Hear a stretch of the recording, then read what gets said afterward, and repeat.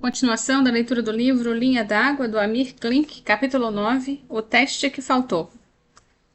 Existe uma curiosa correlação entre beleza e eficiência dinâmica, no ar ou na água.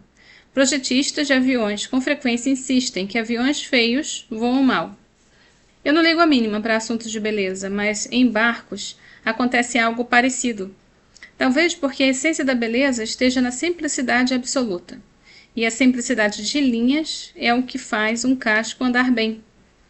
Ou porque a beleza agrada aos sentidos e nada agrada mais num barco do que o movimento limpo, sem arrasto, sem desperdício de energia. O projeto do Paraty 2 ficou simples, limpo, aerodinâmico. O Stickel, o Neco, exímio projetista dos bólidos voadores e hábil sobrevivente de suas invenções aerodinâmicas, gostou e acabou fazendo uns desenhos muito interessantes de como ficaria, quando pronto, o casco. Com os mastros impressos na escala correta, o desenho ganhou um ar de bólido aeronáutico. Não era por acaso que a patente inglesa para essas estruturas autoportantes se chamava Aerorig. O Neco é um desenhista gênio, que vive num ciclo circadiano invertido, e com quem nem sempre é fácil encontrar, por causa dos horários estranhos. Então prezo muito suas opiniões. Ninguém no mundo é mais engraçado do que ele, nervoso e ligeiramente gago, descrevendo os desastres aeronáuticos de algumas das suas criações. Planadores orgânicos de alta velocidade, asas voadoras, flutuantes anfíbios, imitando gemidos cortantes do vento, estruturas em colapso, o rosto deformado pela pressão aerodinâmica, ailerons com as mãos, profundores com os pés, turbinas com as bochechas, um verdadeiro performista.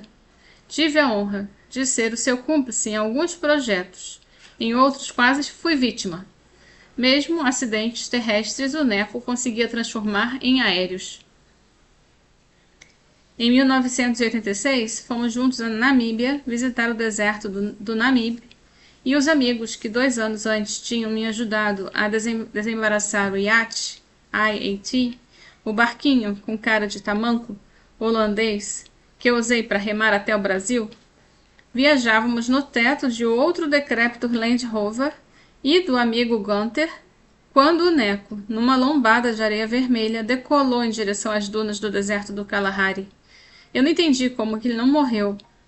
Outra vez, em São Paulo, na represa do Juqueri, perto do famoso hospício homônimo, um acidente aéreo se transformou em submarino, depois de inúmeras tentativas de fazer decolar uma asa voadora presa ao bote inflável preto no Paraty, e o nosso instrutor de voo, Luizinho, piloto talentoso, mas nadador medíocre, espatifou-se no meio da represa e afundou.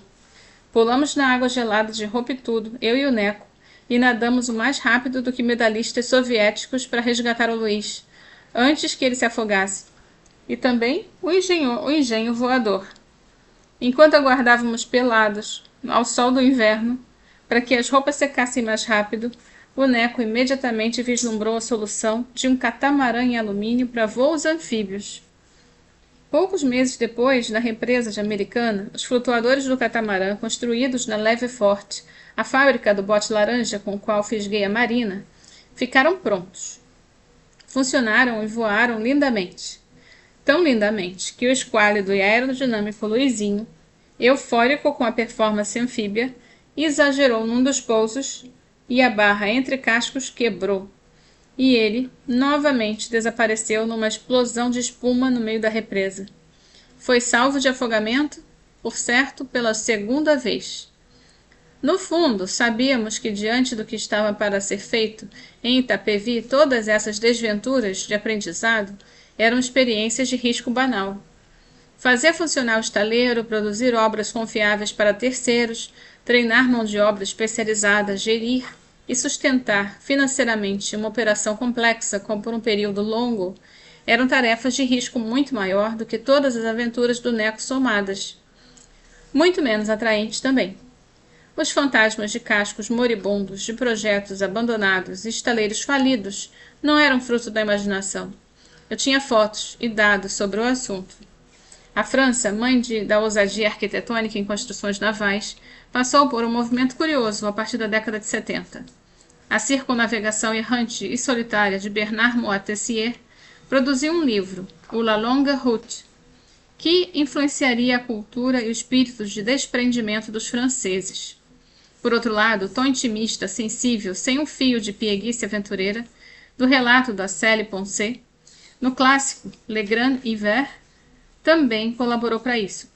O inverno a sós com Jérôme, ao sul do Círculo Polar, e o filho nascido a bordo na solidão da Geórgia, foram um ato filosófico maior que qualquer aventura. Na mesma década de 70, outro bretão, ilustre de poucas palavras, inovador e determinado, o Éric Tabarly, iniciaria uma série de conquistas em provas de oceano que perduraria por 3 décadas. Sob a influência desses relatos e do ambiente político da época, surgiu, sobretudo na Bretanha, uma legião de construtores amadores que sonhavam partir pelo mar em busca da liberdade. Milhares o fizeram, sem recursos nem experiência, às vezes com crianças pequenas a bordo, animais de estimação ou sogras, como reza o folclore sobre os franceses. A posição estratégica das nações francofônicas e antigas colônias ajudou, facilitando a necessidade, às vezes complicada, para encontrar empregos temporários para prosseguir. Raríssimos desistiram depois de partir. No entanto, dezenas de milhares de barcos, ou dos sonhadores de menor convicção ou senso prático, nunca foram concluídos por seus armadores originais. Acabariam fazendo navegar terceiros ou consumidos pelo tempo. A construção amadora tornou-se um negócio, os cascos abandonados um mercado. O mundo náutico amadureceu. Descobriu-se que marinas e portos de lazer, ainda que minúsculos ou isolados, tinham efeito positivo e multiplicador na economia e no turismo. A atracação de embarcações em estruturas flutuantes padronizadas, normatizadas e conectadas a serviços, ao invés de deixá-las espalhadas em poitas, sem nenhum controle, como se estimula no Brasil, diminuiu o dano ambiental, o número de acidentes, o custo de manutenção e o do seguro. Qualificou mão de obra, levou à despoluição de rios, velhos portos e baías ocupados desordenadamente. A França virou referência no mundo náutico, criou os parâmetros e as normas que faltavam, resgatou a cultura, a memória e a história, que alguns choravam ter perdido para os saxões da ilha em frente. Transformou portos decadentes em destinos turísticos, marinas, museus, núcleos de preservação. Viu surgir um negócio bilionário que, ainda mais que o turismo, só funciona em escala mundial, o do afretamento de embarcações consignadas e a consequente ciclo virtuoso de atividades relacionadas. Escolas de vela aos milhares, compra compartilhada ou consignada de barcos novos que podem ser usados por equivalência em bases espalhadas pelo mundo, crescimento da indústria náutica e turística, leis ambientais mais eficazes acopladas a novas tecnologias de saneamento. As escolas de vela e marinharia ultrapassaram a dimensão esportiva ou do lazer e abraçaram a função educativa e de formação. Tornaram-se obrigatórias, não no sentido legal apenas, mas também para a viabilidade econômica dos projetos. Eventos esportivos e culturais, regatas em solitário ou tripuladas, competições, exibições de técnicas tradicionais ou de tecnologia, não só cresceram como foram exportados para todo o planeta. Hoje, verdadeiros bólidos, singrando oceanos em velocidades há pouco tempo impensáveis, pulverizam a cada ano novos recordes. Estruturas que contrariam a lógica, materiais compostos de aplicação aeroespacial e soluções testadas em condições extremas rapidamente tornam-se disponíveis para os usuários leigos ou do negócio do turismo. Menos de uma dúzia de homens e mulheres, a maioria vivos e navegando, almas gigantes de calos nos dedos e pele enrugada, usando botas de borracha e capas surradas, foram talvez, sem saber, como suas histórias quase precárias de coragem, os responsáveis, quase todos bretões. Esse movimento tem enorme probabilidade de acontecer no Brasil, onde, melhor do que ter feito errado, nada foi feito. Mais do que na Europa, aqui haverá o lado do econômico, um grande benefício social. O Paraty foi, de certo modo, a minha experiência de aprendizado amador. Ao admirar a beleza dos desenhos do Neco, a harmonia dos perfis imensos e curvos em fibras de carbono, ficou evidente que uma decisão importante como a escolha da solução tão comum já não poderia ser teórica. O barco novo, com mastros que mais pareciam asas, se tornara um barco alado. Por mais que a estética sugerisse eficiência ou funcionalidade, por mais que a ideia de fazer algo diferente contaminasse os envolvidos, agora não seria eu a única vítima. Os espaços de construção do estaleiro estavam completos, e o dos cinco mastros a serem instalados nos futuros barcos, apenas um seria convencional, com cruzetas, terminais, apóstolos e todo o resto. Encomendamos os maquetes dos barcos a um sujeito extremamente habilidoso de Campinas, que um dia encontrei perambulando em Paraty, o Marcos. Ele as fez em massa plástica, com todos os detalhes estruturais e os mastros aeronáuticos, móveis e desmontáveis. Um espetáculo. Os dois primeiros clientes do estaleiro, o comandante Ari, do veleiro Ozone, e o Beto, do Londrina, optaram pelo sistema, ambos claramente convencidos pelos belos prospectos ingleses e por confiar na minha escolha para Paraty 2.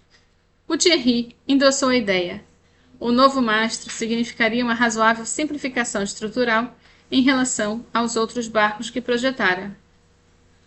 Ele conhecia tudo sobre mastros autoportantes e laminação. Apenas não tinha visto um ao vivo antes da nossa velejada escocesa em Oban. Eu vira alguns, outros em gestação na fábrica inglesa, mas não entendia nada da fibra de carbono ou do seu modo de laminação. O Luc Beauvais e o Olivier Petit teriam a chance de aplicar no Paraty 2 uma ideia que defendiam, mas que nunca fora posta em prática na França. É claro que gostaram da mudança do projeto. Foram mais além, trataram politicamente de convencer os ingleses a alterar o desenho da seção principal do mastro, então cilíndrico e grosseiro, para um perfil aeronáutico tipo NACA, com curvatura acentuada no tope, e assim corrigir o problema que havíamos visto na Escócia. Foram 8 meses de insistência para convencer os donos ingleses da patente. A euforia em torno dos mastros começou a me preocupar. Eu havia envolvido um número razoável de pessoas na ideia e queria ter certeza de que não tomaram uma decisão errada. O fato de o Skip, morador notável da cidade em que os mastros eram construídos e frequentador do Checkers, o famoso pub, isolado na floresta, infestado de navegadores, não conhecer o sistema, isso me incomodava. O Damon mandou os primeiros desenhos modificados e alguns requisitos estruturais. Aventou a possibilidade de fornecer os materiais e tecnologia e a de coordenar a laminação, que, se fosse o caso, poderia ser feita no Brasil.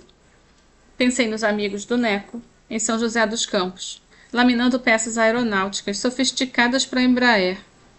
E nos ases da laminação, que hoje fazem os melhores aerogeradores do mundo, em Sorocaba.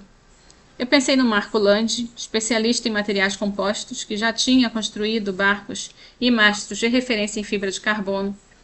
As peças teriam 33 metros de comprimento e um arco de quase 2 metros de flecha. As maiores autoclaves para cozinhar carbono eram da própria Embraer e tinha 15,5 metros. Teríamos que construir um forno destrutível. Antes de avançar em novos problemas, porém, eu cheguei a uma conclusão básica em relação a uma dúvida que me atormentava. Quem já usara um perfil daqueles na Antártica? Ninguém, ainda. Seria preciso fazer um teste com o bendito sistema, e antes de aceitar a qualquer encomenda. Eu não desisti da ideia, nem mudei os planos, que já estavam feitos. Tínhamos todos os subsídios possíveis para acreditar nos ingleses. Apenas eu preferia não alimentar ilusões miraculosas sobre a ideia. Havia ainda pelo menos 18 meses de trabalho em caldeiraria até que chegasse o tempo de encomendar mastros ou equipamentos de convés para os barcos que estávamos construindo no estaleiro. Com este tempo, se algum evento desabonasse o uso dos novos mastros ou a confiabilidade da sua patente, voltaríamos atrás imediatamente. Faltava um teste de verdade. Não uma viagemzinha pelo Atlântico ou uma passagem sorrateira pelo Drake, fugindo das depressões com agilidade, poupando material.